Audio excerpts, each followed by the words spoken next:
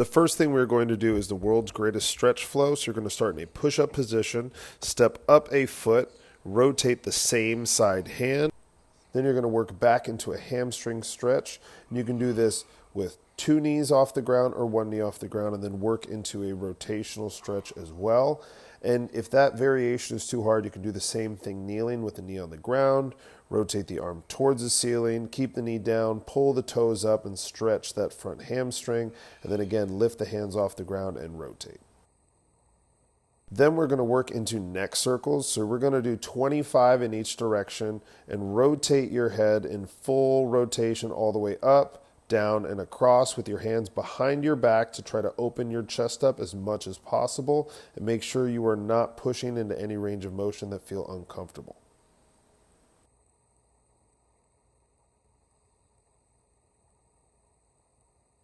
The T-spine flow is going to start off with side bends with your hands reaching as far down as you can as you are bending your shoulders from the rib cages down and towards your hips. This is the first base of our T-spine flow and is a big piece of our posture in our swing. Then we're going to go to scap retractions and protractions, where you're trying to pull your shoulders as far back as you can and then round your shoulders forward as far as you can for the same amount of reps as we did the T-spine flow to start with our side bends. Then we're going to work into T-spine rotations, where we're combining the protraction, the retraction, as well as the side bends, which actually turns into rotations. And we're going to do these for the same allotted amount of reps and time that's been given for you in your program. And you're going to go each direction, focusing again, side bend, protraction, and then retraction.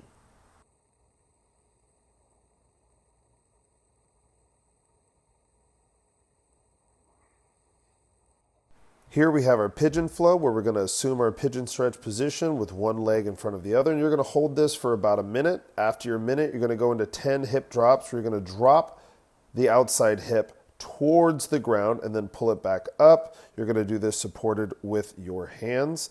Then after you've done your 10 hip drops, you're going to place your elbows on the ground for much further stretch. You're going to hold that for 1 minute. And then right after you are done with the 1 minute hold on your forearms, you're going to change your position to where you've got your knee tucked behind your other knee, and you're using your forward foot to push against your backward foot and your backwards foot to push against your forward foot, which creates rotation in our hips and our spine, where you can see the spine is side bending as well as the hips are rotating as well. And we're going to do that same flow on both sides. We're going to start with a minute-long hold.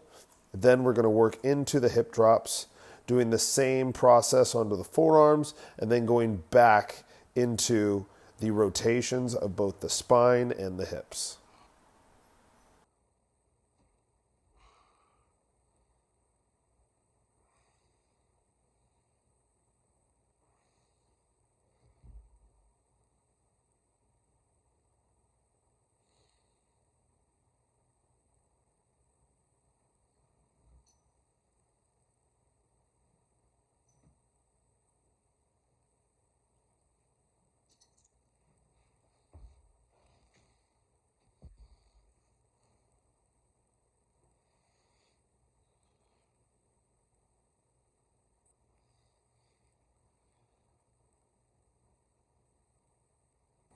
Next is going to be our chuck squats, where we are standing on the chucks with our heels on the chucks, toes on the ground, and this is going to create some space in your big toes, and that's fine. It's going to allow us to open up our knees a lot more.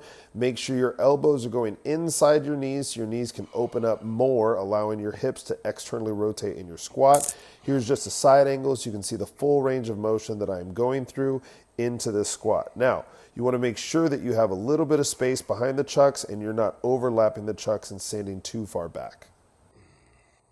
Then we're working into our hinges with a slight bend in the knee. We are still on the chucks, hands about sternum high, and you're just focusing on pushing the hamstrings back. Notice how the knees are slightly bent, so it's almost like an RDL feel.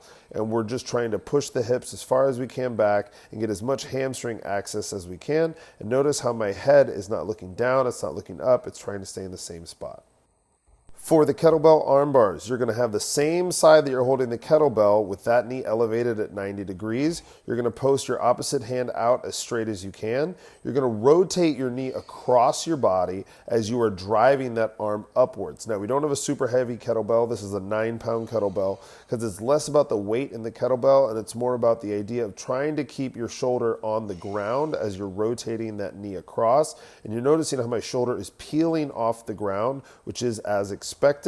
Now we're going to see it from the other angle. Again, I've got my arm laid out. I've got the kettlebell pressed across and up, and I'm going to slightly sit up with my arm, trying to punch the ceiling as I'm rotating my knee over and across to the opposite side of my body.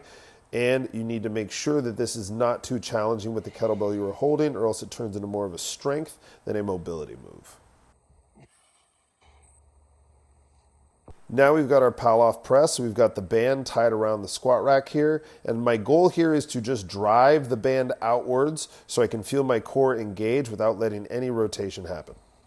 Then we go into our kettlebell windmills. I've got the kettlebell over my head and my opposite hand is reaching down. You can see how my leg is at a slight angle outwards, so that allows my hip to open up, and I'm keeping my eyes on the kettlebell the entire time and trying to keep my ear to my bicep as I stand all the way up. And this is great for our T-spine, our hip mobility, as well as shoulder stability and core stability. Then we get into our pal-off turns. So you're going to do a pal-off press that we just did previously, and then you're going to do 2 rotations.